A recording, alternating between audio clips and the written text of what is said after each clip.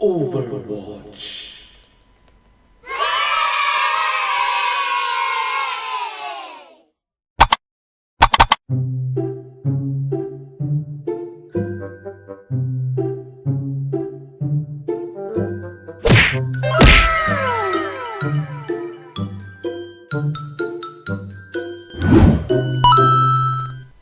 Hello everyone, welcome to this video. In this video, I'll be reacting to one of the early uploads from the YouTube channel, the game Theorists. I'm a huge fan of their work and I hope that you will like this video as well. This video came out in year 2017, so yeah, it's 4 years ago. Dear Blizzard. Hi, dear Blizzard. Hi, it's me, Austin. Can I level with you for a second? I've been trying not to swear too much. It makes Matt Pat cry, and bleeps just aren't satisfying for me. It's like holding in a sneeze. There's no rush of endorphins. There's no satisfying cascade of consonants and syllables cutting through the air and offending sensitive ears. Just one anticlimactic tone stealing my thunder. Let's not make Matt Pat mad or cry, you know. Just let's be spread the positivity. It hurts my heart. So I've been trying to do it less, but honestly, Blizzard, what the f am I supposed to do with you? You made a character like TRACER. Why? What's the matter with you? You know how many people I have on my jock day in, day out, demanding that I do an episode on her? Do you think about how your actions affect anyone other than yourself, Blizzard?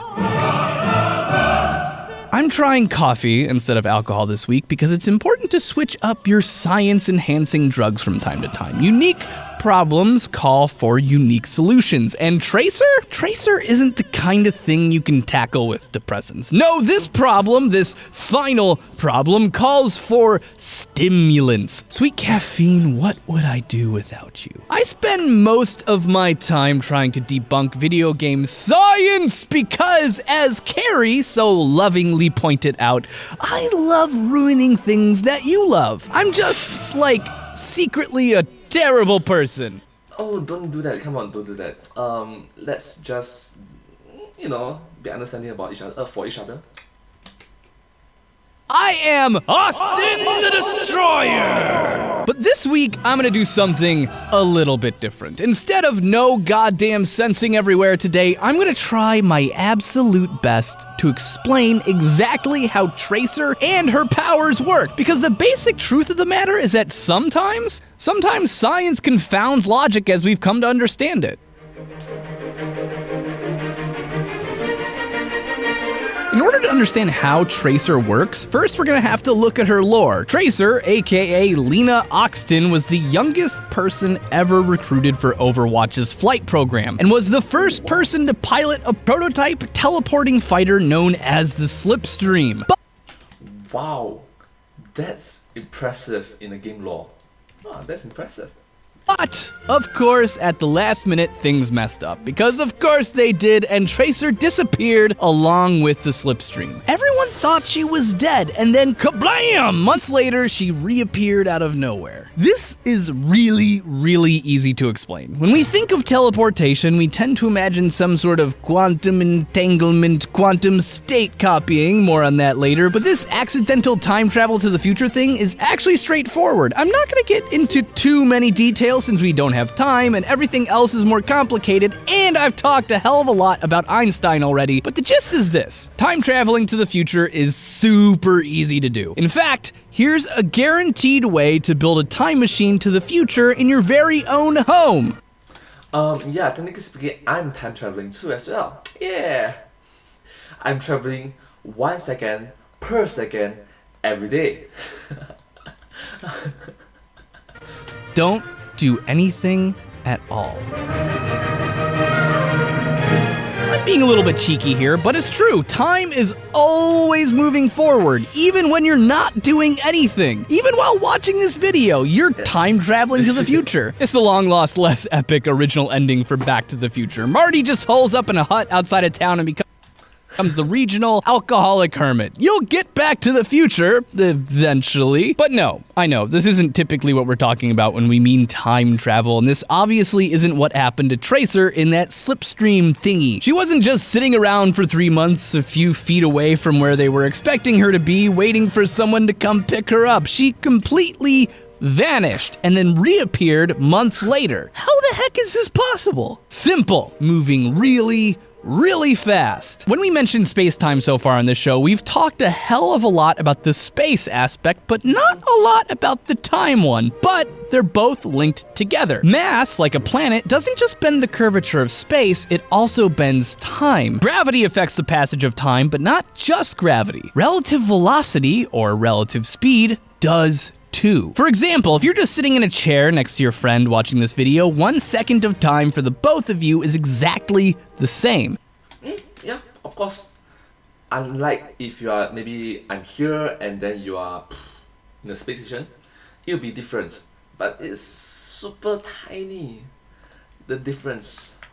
However, if you get up and go to the fridge to get a Mountain Dew and it takes you 1 second to get to the fridge, taking into account that the average walking speed is 1.4 meters per second, and the fridge is really close, 1.000000000000000001090 seconds passes for your friend. Although given the sugar and caffeine content of Mountain Dew, I'm not sure that the 100 quadrillionth of a second that you save is going to do much to extend your life. Knowing this, it becomes pretty obvious exactly how Tracer disappeared for literal months because of one tiny malfunction. Plus, it explains almost exactly how the slipstream craft she was piloting works. It's not a teleporter that actually dismantles the atoms and rearranges them elsewhere. Rather, it's a ship capable of accelerating to high fractions of the speed of light. Moving this quickly, you could disappear on one end of the Earth and reappear elsewhere in the blink of an eye.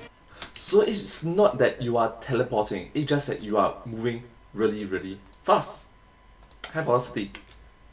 Faster, actually. And when going these speeds, small mistakes can have exponentially terrible consequences. For instance, Tracer's hypothetical slipstream ship could travel from California to New York City in a little over 1/10 of a second of our stationary or normal time if she moved at 99.99999999256% of the speed of light for only 5/100 millionths of a second of Tracer's time. We'll just casually ignore how it would take 1.7 yottagrams of energy, or approximately 1/5 of the energy the sun hits the Earth with every year, to accelerate to this speed. In any case, this same ship, if it were to have some sort of calculation error and say fire for 30 seconds instead of 5/100 millionths of a second? Yes, under these assumptions. No.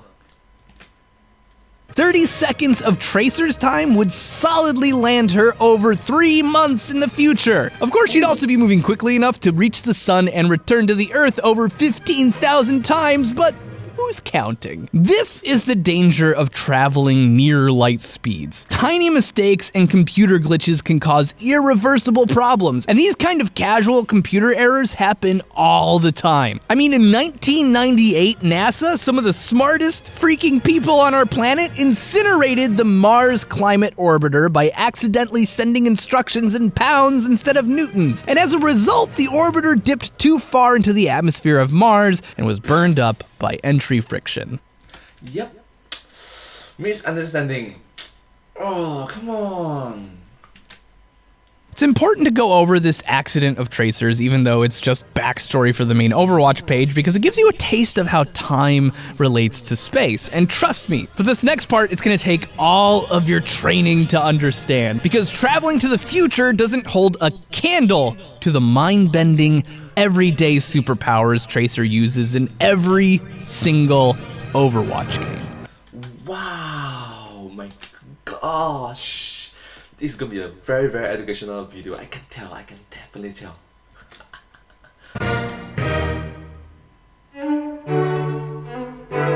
The reason I've been so loath to do an episode on Tracer is because, well, her powers are frankly absurd.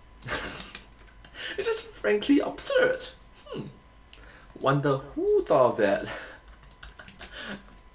defy logic, and trying to figure them out gave me a splitting headache. But I'm channeling my inner Tyson, Neil deGrasse, not Mike, and together we can crack this. Tracer has two key powers which she controls through her chrono-fabulous oscillator, or whatever the hell the thing on her chest is called. One is straightforward. She zips forward about 7.5 meters in a blink of an eye. Super! But it's recall that bends the mind. Recall is Tracer's signature power that lets her zip back through time in the middle of a fight. How the heck is this possible? You see, Tracer's recall power is weird. Super weird. It's not just time travel like in Back to the Future where she goes back and might accidentally run into her past self. No, it's so much weirder. Over the course of 1 second, Tracer moves back to the exact place and physical condition she was in 3 seconds from when she first activated her powers. That is, by the time she arrives wherever she was, she has effectively traveled back in time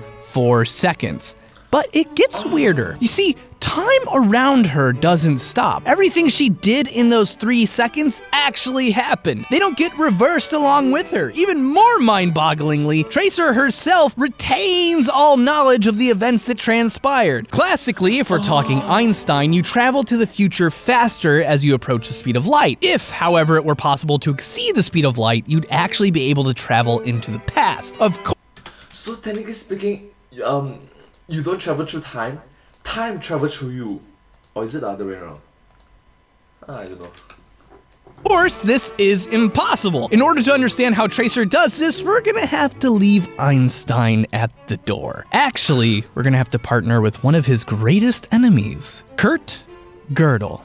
You see, Einstein liked things to be pretty cut and dry, and he was famously a skeptic of quantum mechanics. Thankfully, in his mind, special and general relativity were as clear-cut as things could get. No wacky stuff like wave-particle duality here, and then, on his 70th birthday, his buddy Kurt Gödel presented to Einstein a solution to his formulas that was messy and, even more irritatingly, would allow traveling to the past without exceeding the speed of light. My gosh, now that's a friend. 70th birthday, come on, and you give that questions? Closed time-like curves. Oh, closed time-like curves. Learn something new today. Closed time-like curves. Yeah.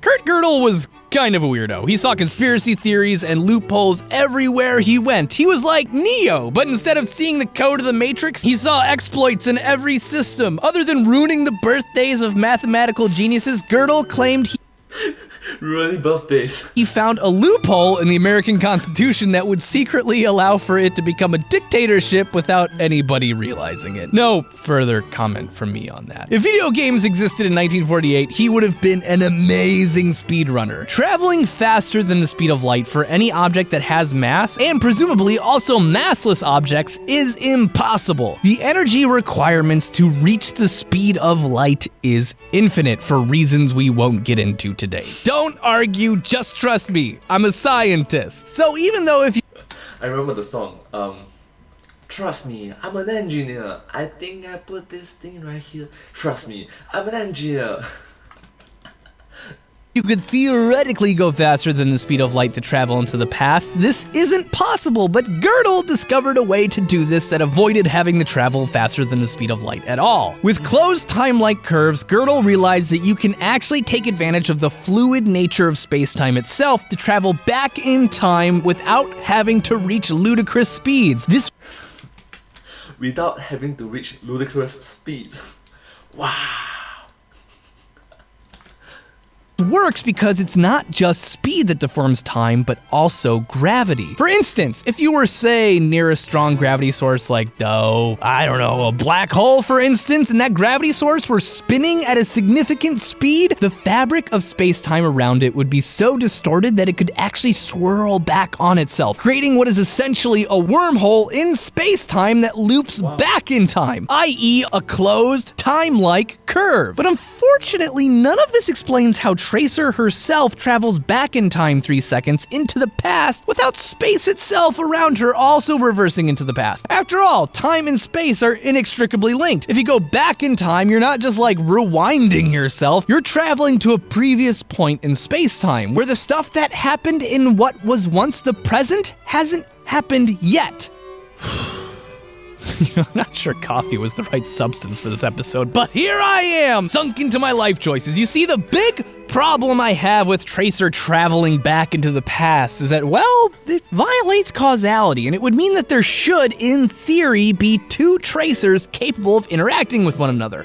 So technically speaking, in theory, well, we need more research on it. So yeah, maybe in the future. I also thought that maybe it was possible that what was actually happening was the past Tracer was traveling into the future. But then that creates a whole series of problems, like how the hell does she know to do that, and how does she have memories of what happened in the future? I mean, this isn't just a problem postulated by in-game mechanics. If you watch the Overwatch trailer Alive, where Tracer is fighting Black Widow, you see that this is exactly how Tracer's power works in the narrative canon as well. It's not just a limitation of the gameplay. But what if Tracer isn't technically traveling into the past, but rather information is? You see, if you watch my Portal episode, you already know that things like wormholes and closed time-like curves require exponentially increasing amounts of energy depending upon how long they exist and how large they are. However, information, if sent quickly enough, requires only very small openings for very short periods of time to travel. And it's here where quantum mechanics, Kurt Gödel, and Einstein's migraine finally harmonized to explain exactly how Tracer's powers work. And boy oh boy, it's a doozy. Oh boy, oh boy. The instant Tracer activates her recall power, you see a quick distortion of space around her, lensing of light. This, presumably, is the consequence of the creation of a tiny black hole that exists just long enough to spin really fast and connect to the past before it evaporates into nothingness due to Hawking radiation, although I hesitate to mention Hawking because he, like Einstein, absolutely loathes closed time-like curves. But I'm getting off track. During this brief instant, several things happen almost simultaneously. 1. Tracer of the present's particles become entangled with Tracer of the past. Particle for particle, Tracer of the past and Tracer of the present are bound in what's called a Bell state. Number 2, Tracer of the... Okay, so he's gonna say a lot of things. So there's something called Hawking radiation and Bell state. Okay, let's continue. present molecules and therefore her biology run in reverse until her quantum state matches the quantum state of the past perfectly. As a result, she ends up at the same location and physical state she was 3 seconds from when she enacted the recall. Effectively, this is teleportation, but instead of teleporting from place to place, past Tracer is teleporting to the present by copying her quantum state onto Tracer of the present through the closed time-like curve. This is actually more or less how quantum teleportation actually works. The Niels Bohr Institute was even able to do this with 100% reliability. Of course, this means that somehow Tracer's brain and nervous system is omitted from this quantum teleportation, but somehow also moves back in the past and wait a minute. Oh, crap. The no cloning theorem! Crap, motherfucker! Oh my gosh. There's another thing called no cloning theorem. Okay. Let's think. The no cloning theorem of quantum mechanics, the bane of my existence and the killer of Pokemon, states that while quantum information can be transferred from one particle to another, exact copies cannot exist. Say you have atom of Tracer A, and there's atom of Tracer B. You can make it so atom of Tracer B perfectly matches atom of Tracer A, but as a result, atom of Tracer A ends up being, I don't know, atom of Tracer C instead. It totally messes up everything. Which means even though we can ignore matter requirements since there are two Tracers, if Tracer of the present copies the quantum state of Tracer of the past, she would irreversibly change Tracer of the past's quantum state. Best case scenario, she ends up with some sort of mega cancer or has all of her memories erased. But what's just as likely is that her atoms blast off as she explodes because the particles are no longer working in harmony like they're supposed to. This also means that past Tracer is irreversibly changed, which means that present Tracer is irreversibly changed, and when she goes to use recall, she'll be making a crappy copy of a copy, which means that past Tracer's quantum state will be messed up again, which means that present Tracer's quantum state is messed up again, which means that when she uses recall, she'll be making an even crappier copy of a crappy copy, and I just can't, Blizzard! I tried, but I can't do this! I can't! You made a freaking character that plays jump rope with the rules of quantum mechanics and the space-time continuum and just left me out to dry. Oh my god. Oh my god. Bro, chill man. It's the research, more research needs to be done, alright? Just chill, you know. What the hell is wrong with you? Best case scenario for Tracer is, hey, guess what? She's dead. Why is this the best case scenario? Because the worst case scenario is that she gets stuck in an infinite time loop where she gets progressively less recognizable as human every 3 seconds until she's just a blob of goo on the floor. Is that what you want, Blizzard? Do you want ants? Because that is how we get ants!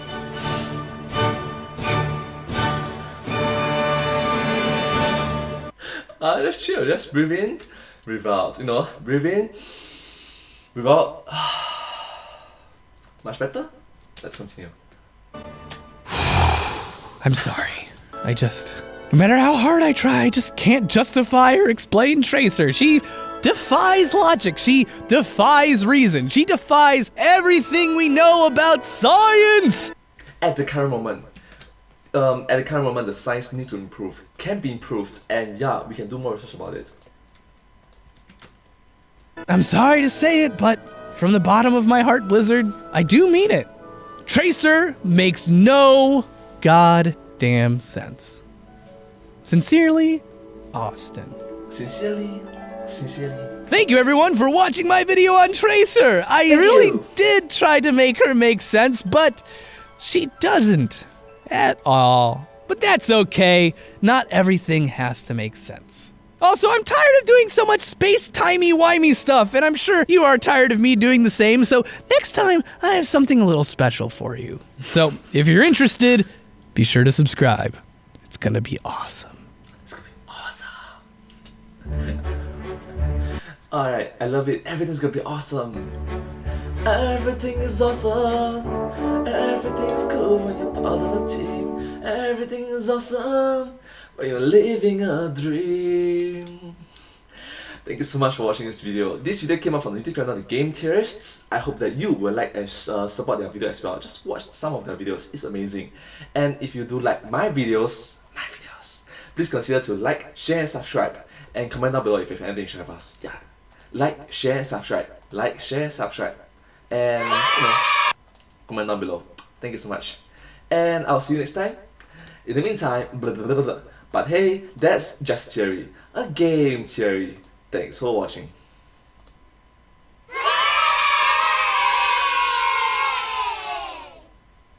Yes, I know this is not a game theory episode, but I just love to say it. It'll be like the signs of